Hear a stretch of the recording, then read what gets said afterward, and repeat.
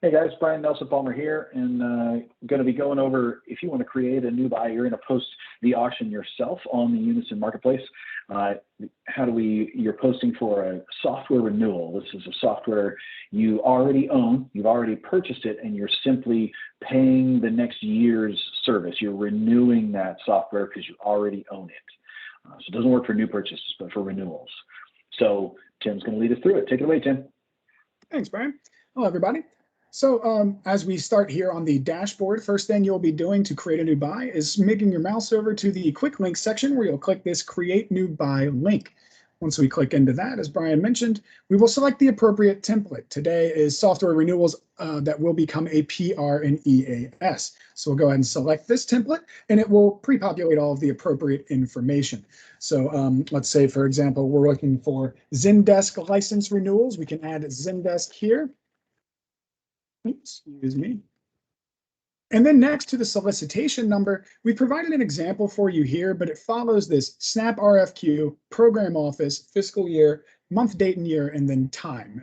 As I mentioned, this is an example of what it will look like, so I can bring this over to show you how one would look. Update this accordingly.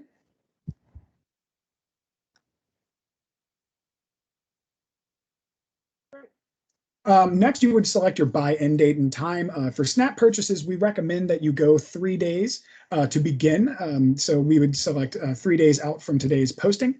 We've already pre-selected. You can, of course, update these as they're applicable, but since this is software renewals, we're using DA10 and 423-430 for the appropriate NAICS and product codes. Next, you're putting in your IGE or target price or your renewal amount that you're anticipated to pay. I'll throw in a number here today.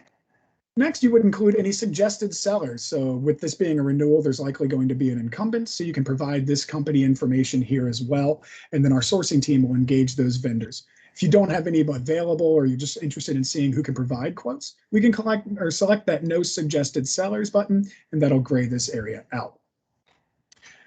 Most of these are likely going to be C place of performance, special shipping instructions, or you can select special instructions. Likely to be C line item description, given that these are software renewals and will have a period of performance attached to them. So while the system defaults to this 30 days, we're going to go ahead and select C line item description for this. Scrolling down, we have attachments as optional for vendors. So vendors are able to provide past performance docs or spec sheets or anything to supplement their bid.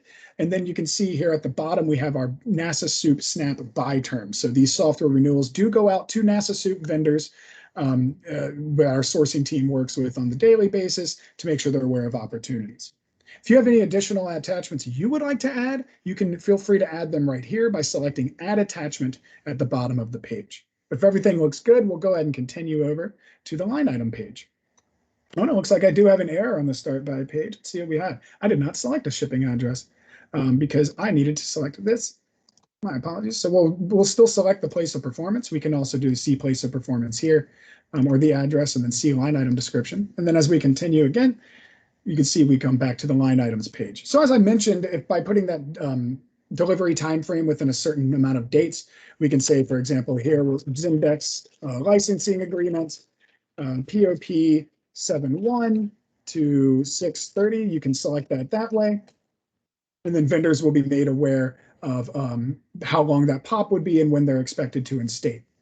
You can input your quantity or units right here, your unit of issue. So if you're just looking for maybe 10 licenses, you could leave that as 10 each, but you can do lot pricing, you can do cases, etc. You can change this to what you would like. But if we're looking for 10 licenses with the POP of 7/1 to 6/30, this is where you'd input that information. Lastly, this is also where you would add any attachments. Again, it's in both pages just in case you want to add some extra information.